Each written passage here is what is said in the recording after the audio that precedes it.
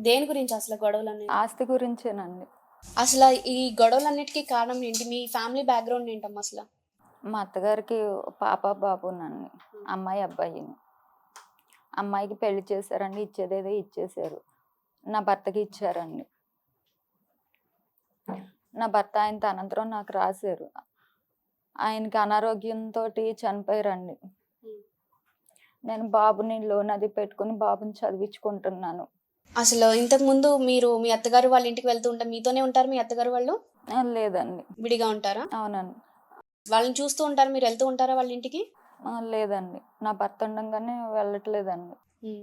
మీ అత్తయ్య గారు, మావయ్య గారు ఎలా చూసుకునేవారు మిమ్మల్ని? వాళ్ళు ఇబ్బంది పెట్టేవారండి.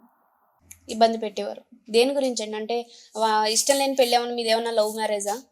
కాదండి.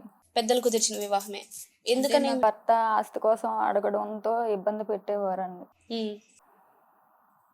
తర్వాత ఇబ్బంది పెట్టే రాశారండి ఆస్తి. వాళ్ళు ఇబ్బంది పడుతూనే ఆస్తి రాసిచ్చారు. హ్మ్. హ్మ్. ఆయన తనంతరం మళ్ళీ నాకు చెందేలాగా, నా తనంతరం బాబుకి చెందేలాగా రాశారండి.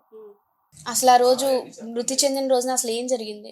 ఆ బాబు దగ్గర మీరున్నారని అంటున్నారు. ఈ హార్డ్ డిస్క్‌లయి పగలగొట్టడం గాని, మీ మీద దాడి గాని అసలు ఎలా జరిగింది? తలుపులు తీసేసుకొని ఎళ్ళిపోయారండి లోపలికి. హ్మ్.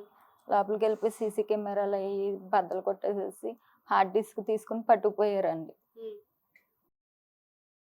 అంటే ఈ హార్డ్ డిస్క్‌లయన్నీ తీసుకోకముందే వాళ్ళు ఈ నిమ్మకాయలు చిమ్మడం ఇయన్నీ చేసున్నారా? లేదండి. హార్డ్ డిస్క్ తీసాకే చేశారండి. అవన్నీ ఇందులో కనిపిస్తాయని తీసేసారండి. హ్మ్. వాళ్ళు చేసే పనులు ఏయైతే ఉన్నాయో దీంట్లో రికార్డ్ అవ్వకుండా వాళ్ళు ముందుగా తీసేశారు. అవునండి.